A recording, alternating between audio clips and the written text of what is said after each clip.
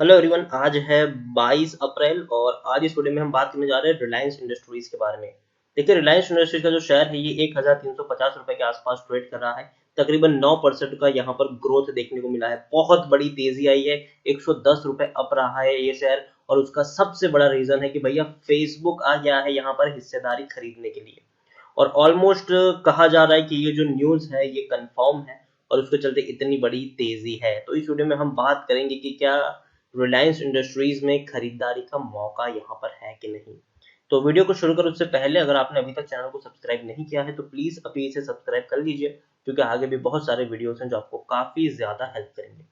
तो चलिए शुरू करते हैं। तो रिलायंस इंडस्ट्रीज का जो शेयर है 1350 रुपए के आसपास आ चुका है ये। और सबसे बड़ी खबर है कि फेसबुक 9.9% की हिस्सेदारी खरीद रहा है रिलायंस जियो में। और कितने रुपए भैया, प्राइस देखिए आप, 43,574 करोड़। तकरीबन तकरीबन 44 करोड़ हम कह सकते हैं कि 44,000 करोड़ का इन्वेस्टमेंट यहाँ पर आ रहा है। वो लार्जेस्ट टेक एफडीआई, देखिए अब तक की सबसे लार्जेस्ट टेक एफडीआई हम इसको कह सकते हैं। Facebook has bought a 9.90% stake in Reliance Industries for 5.7 billion. The telecom unit of Reliance Industries Limited in the deal that gives a social media giant a firm foothold in the fastest growing massive market and helps the Indian oil to telecom तो significantly cut debt. तो देखिए यहाँ पर यह है कि इतनी बड़ी डील यहाँ पर जरूर हुई है, तो उससे क्या होगा, रिलायंस इंडस्ट्रीज के पास एक बहुत बड़ा पैसा आया है और उस पैसे से क्या होगा कि भैया जो कर्जा है ना वो धीरे धीरे चुकता होगा। और रिलायंस इंडस्ट्रीज के शेयर में जो गिरावट आई है उसकी सबसे बड़ी वजह ये थी, पहले जो आई थी, कि भैया इनके ऊपर कर्जा बहुत ज्यादा था, तकरीबन 1.5 लाख करोड़ का कर्जा था। और तब हुई थी डील सऊदी अरमाको की। शेयर में तेजी आई, 1,600 रुपए तक शेयर चला गया, लेकिन बाद में कोरोना वायरस के चलते ये डील भी कहीं पे नीचे दस्ती चली गई।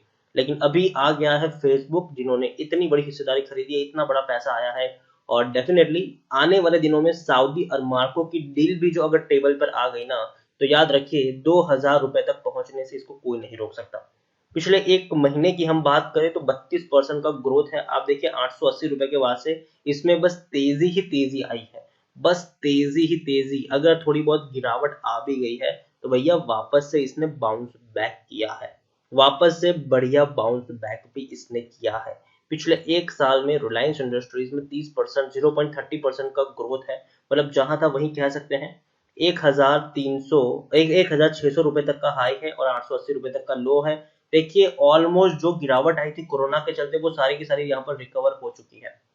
इस एक डील की वजह से जो सारी की सारी गिरावट थी वो रिकवर यहाँ पर हो चुकी है। तो कह सकते हैं कि भैया कोरोना ने जितनी तकलीफ दी थी इनको, उससे अब ये लोग बाहर आ चुके हैं, ये हम कह सकते हैं। यहाँ पर 3 साल में इसमें 92% का ग्रोथ है। 650 रुपए के आसपास का यहाँ पर लो था। उसके बाद देखिए शेयर ने बढ़िया बाउंस बैक किया, गिरावट पे आई लेकिन फिर से बाउंस बैक किया, फिर गिरावट आई, फिर बाउंस बैक किया, अभी फिर गिरावट आई कोरोना के चलते, लेकिन अभी एक बहुत बड़ी रैली की तरफ शेयर आगे जरूर बढ़ रहा है। लार्ज कैप स्टॉक है, 8,26,000 करोड़ से भी ज्यादा का इसका मार्केट कैप है। एनएससी में अगर हम देखने की कोशिश करेंगे तो भैया 3.5 करोड़ से भी ज्यादा का इसका वॉल्यूम ट्रेड है और अभी वक्त हुआ है दोपहर के 1 बज रहे हैं और 3.5 करोड़ से भी ज्यादा का वॉल्यूम ट्रेड देखने को मिल जा चुका है। देखिए रिलायंस इंडस्ट्रीज में बात करें तो प्रमोटर के पास 50% की होल्डिंग है, एफआईएस के पास 24.51% की होल्डिंग है, म्यूचुअल फंड के पास 5.25% की होल्डिंग है, इंश्योरेंस कंपनी के पास 6.51% की होल्डिंग है, नॉन इंस्टीट्यूशन इन्वेस्टर के पास 11.47% की होल्डिंग है।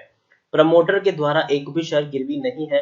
86 म्यूचुअल फंड स्कीम ने अपना पैसा लगाया है, 1,260 एफआईएस ने यहाँ पर पैसा लगाया है।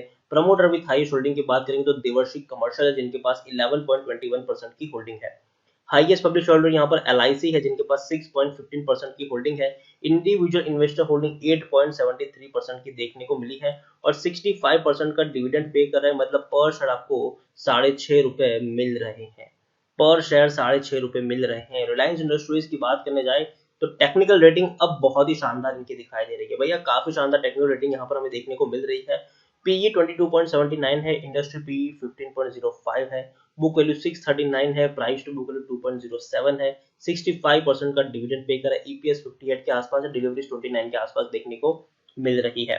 According to Moneycontrol user 62% लोग यहाँ पर खरीदारी की सलाह दे रहे हैं, 35% लोग यहाँ पर बेचने की सलाह दे रहे हैं और 3% लोग यहाँ पर होल्ड करने की सलाह दे रहे हैं।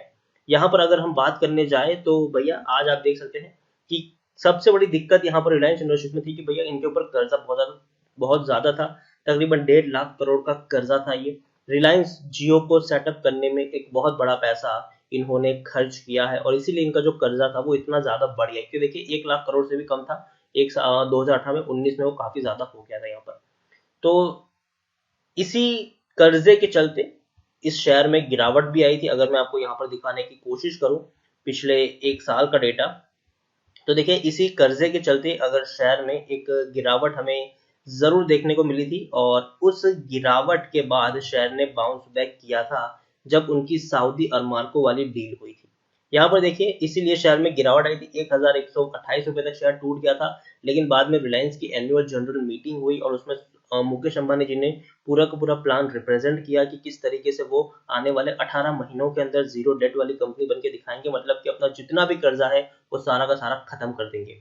और उसके बाद शेयर ने जो बाउंस बैक करना शुरू किया भैया 1600 रुपए तक शेयर चला गया, लेकिन बाद में थोड़ा बहुत स्टेडी रहा और जब कोरोना की आहट सुनाई दी शेयर टूटकर बिखर गया। ऊपर से ऑयल की जो प्राइस जो टूटकर बिखर रहे थे उसने और यहाँ पर इनको डेंट कर दिया। धीरे धीरे तेजी आनी शुरू हुई और अभी एक बहुत बड़ी रैली की तरफ शेयर आगे जरूर बढ़ा है। तो ओवरऑल मैं यही कहूंगा कि रिलायंस इंडस्ट्रीज मुझे लगता है कि काफी बढ़िया कंपनी है। अब देखिए प्रमोटर जो है वो यहाँ पर अपनी होल्डिंग बढ़ा रहे हैं।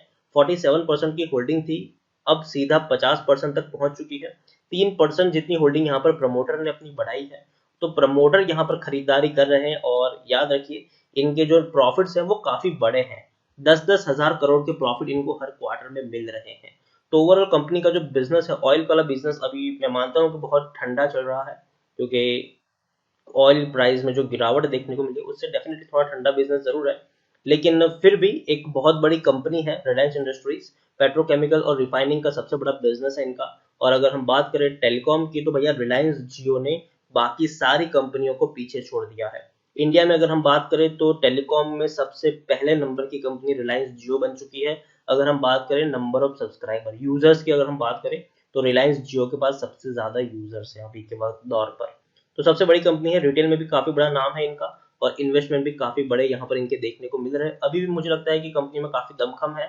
और जैसे कि मैंने कहा कि एक के बाद एक डील अगर 1 साल में भी अगर फुलफिल हो जाती है, जैसे कि सऊदी अरमाको के साथ भी डील एक है वो भी पेंडिंग में है इनकी, अगर वो भी कुछ दिनों बाद अगर उसके बारे में भी अनाउंसमेंट होती है, अभी तो शेयर ऊपर जा ही रहा है, अगर वो भी अनाउंसमेंट हो गए तो याद रखिए शेयर 2000 तक टच कर सकता है जरूर। लेकिन अभी के दौर में कहूंगा अभी भी आप चाहे तो खरीदारी कर सकते हैं। जिन्होंने खरीदा है वो आराम से बैठे रहे, पैनिक करने की जरूरत नहीं, या फिर प्रॉफिट बुक करने की भी जल्दबाजी ना करें। जरूर शेयर में इतना पोटेंशियल के ये है कि ये और आगे बढ़ सकता है। तो वीडियो को यहीं पे एंड करूंगा। रिलायंस इंडस्ट्रीज के बारे में आप क्या कहना चाहते हैं मुझे कमेंट में लिखकर बता सकते हैं। वीडियो पसंद आया तो लाइक करो, शेयर करो, चैनल पर पहली बार है तो प्लीज इसको सब्सक्राइब जरूर कर दीजिएगा। Thank you.